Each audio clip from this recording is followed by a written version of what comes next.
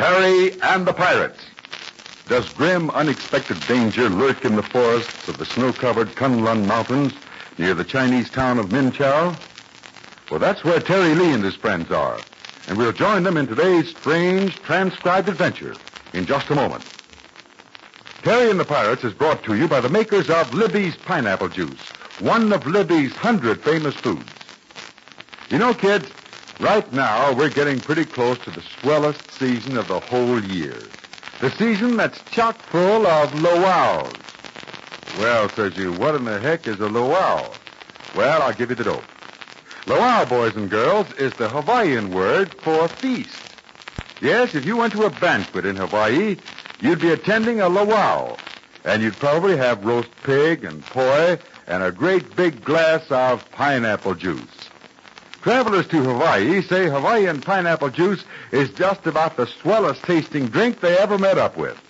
So I guess you'll be plenty thrilled to know you can get it right here at home. Yes, sir, the pineapple juice that Libby brings you is really, truly Hawaiian pineapple juice. And boy, oh boy, is it a treat. I'm willing to bet plenty that as soon as you taste Libby's Hawaiian pineapple juice, you'll be saying, please, Mom, let's have that keen juice often. And you'll get it often, too, if you tell your mother this. Tell her Libby's pineapple juice is very good for you because it gives you vitamin C and vitamin B1. Now, you might tip her off to the fact that Libby's pineapple juice is very easy to fix. Now, remember the name of this grand drink is Libby's, spelled Libbys. And now, Terry and the Pirates. Arriving at Minchow, Terry, Pat Ryan, April, Jude Hennick, and Burma were escorted to the long cabin lodge by Kennington Hook, handsome young assistant chemist to the famous Dr. Moy Ben. Moy Ben, you know, is head of the experimental gas laboratory located on the mountainside not far from Minchow. Last night, Kennington Hook was expected to bring the doctor to the cabin to see our friends, but Hook arrived alone. A search was made, but the elderly Chinese doctor had disappeared. And now, it is early morning as Pat Ryan, Terry, Burma, and Mr. Hook are seated before the crackling log fire in the cabin. I rather flatter myself that I know the hills and valleys around Minchow quite well, but, well, I found no sign of Dr. Moy Ben. It's quite a puzzle. Really it is.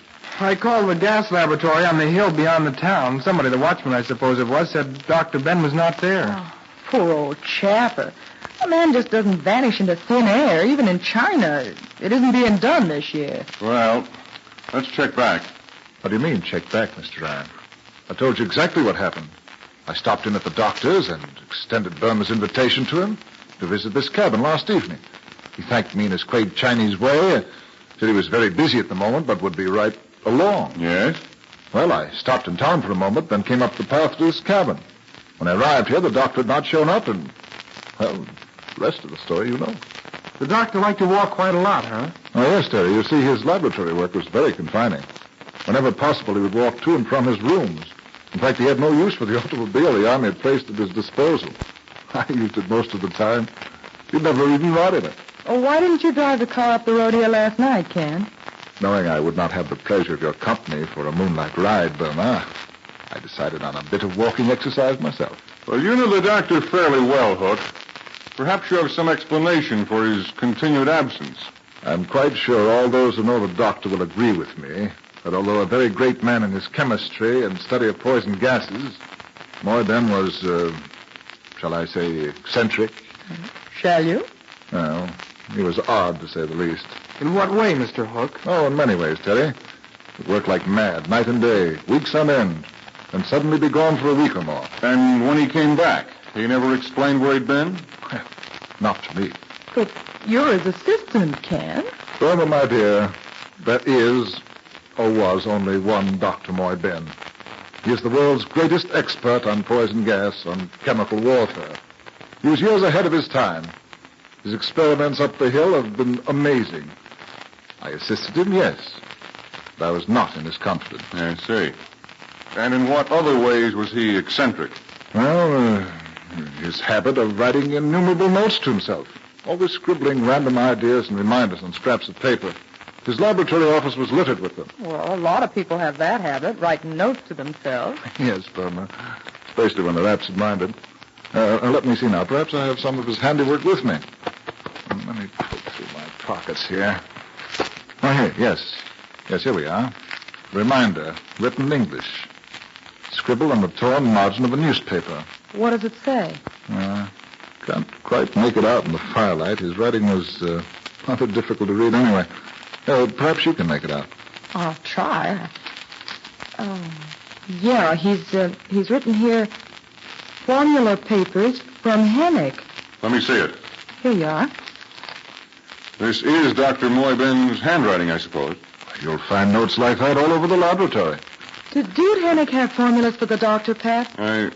I think we'd better concern ourselves with locating Moyben. Well, if he was eccentric, he may suddenly have decided to fly to Chungking. Oh, no. There's no planes in use, not at this weather. Well, he may have taken a ride in an army truck, gone someplace. I'll go into Min Chow and check up with the officers. Well, why don't you telephone, Terry? No, I'll take a walk. This business of sitting around doing nothing gives me the jitters. Want to get some fresh air anyway. Well, see you later.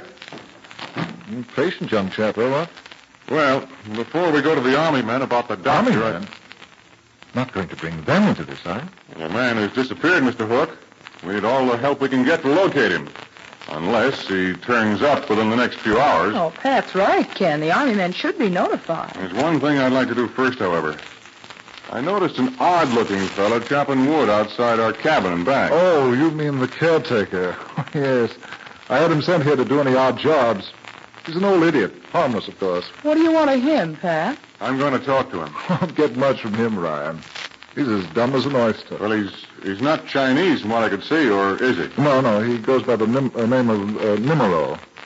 He's lived in these Kunlun Mountains for years, so they say. Well, if he isn't Chinese... I believe he's American or English or something like that. Nobody knows exactly. Sort of a hermit.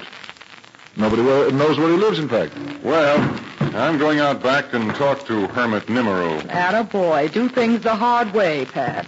What can you learn from an old bat like that? Ken says he's not in his right mind. Well, I'm kind of dumb, too. We can put our minds together and get an idea. He might even tell me where to look for Dr. Moyben. You're wasting your time, Ryan. Oh, perhaps. But I've been doing that for years. And while we're waiting for something better to turn up, I'll go out and find out for myself.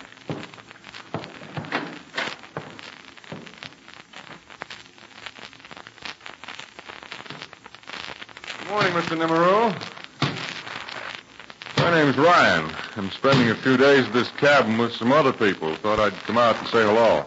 You come to my mountains to hear voices? Huh? Oh, well, I haven't heard any voices yet, Mr. Nimero. Well, go right ahead chopping the wood. I'll just sit here and watch. I've seen you. Through your friends. You won't hear the things I hear. No, I'm afraid not. They do not belong to the mountains. They've forgotten how to listen for the voices of the trees and rocks. Well, that's very poetic and all that, but tell me, you must have known Dr. Moyben. If he is of these Kunlun Mountains, we would be friends. And if he was lost in these Kunlun Mountains, would you know that too? Those who come here do not believe my mountains are friendly and warm. The snow deceives them. But the snow hides many secrets. Now, look, Mr. Nimero. Can you help me find Dr. Moyben, the man who works up there on the mountainside? He's gone.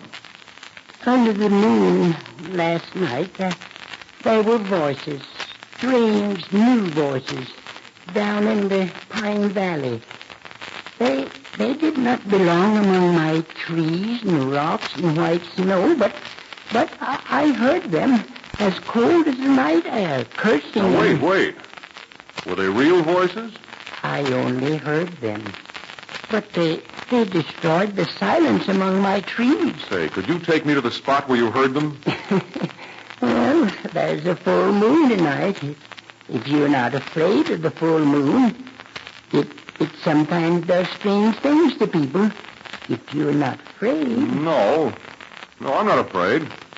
Perhaps we may talk again. Well, I'm not afraid because I need help. You may help me. Help me to find the man who's in danger. We shall talk tonight when I return to this cabin for my food. Food has been promised me. There's an answer to all things and help for all who are not afraid of me.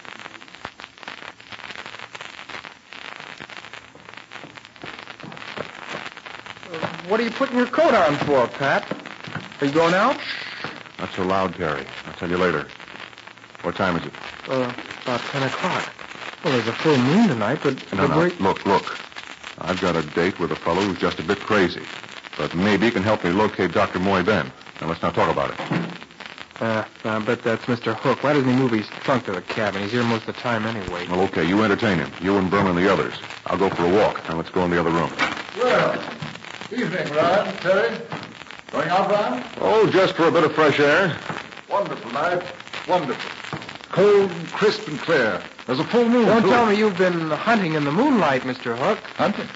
Oh, I see what you mean. This rifle, eh? No. I was out this afternoon. But confidentially, I've been searching for the doctor.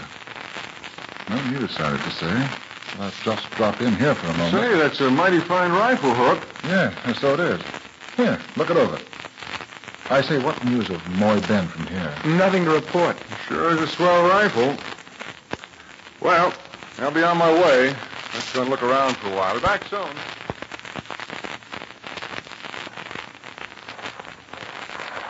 Where's this spot where you heard the voices last night, Mr. Nimero? Beyond the horizon, or at my elbow.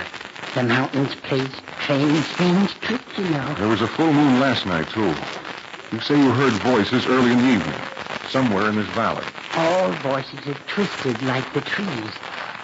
I stood here listening to a silence so loud that only I could understand.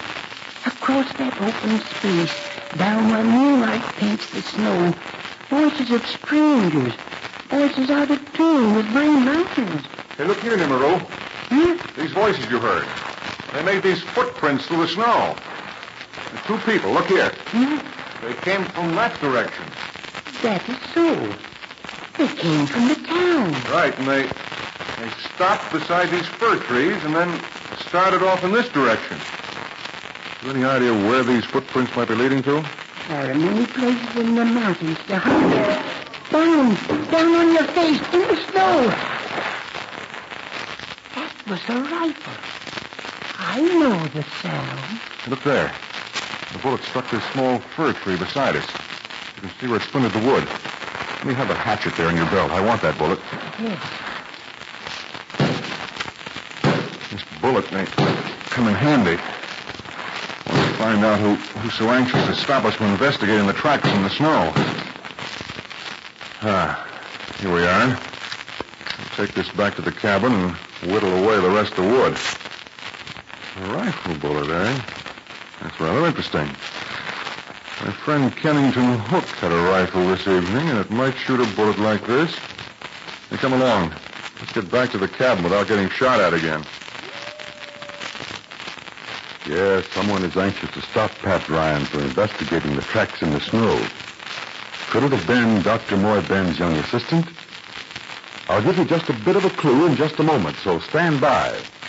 Now, when you remind your mother to please get some Libby's pineapple juice, because it's so swell tasting and because it has vitamins everybody needs, when you remind her of that, why not ask for Libby's tomato juice, too? There's another drink as grand tasting as they come. A real knockout for flavor. And boy, has it got vitamins. Why, Libby's tomato juice is rich in vitamin C and vitamin A, and also has B1 and G. Your mother will agree you've got good reasons for wanting Libby's juices. So just remind her, Libby's pineapple juice and Libby's tomato juice. Now, in tomorrow's transcribed adventure, Terry and Burma are going to run onto a clue that is the most important yet. A clue that may solve the mystery of Dr. Moy Ben's strange disappearance. So be sure to be on hand for the thrill of the week tomorrow.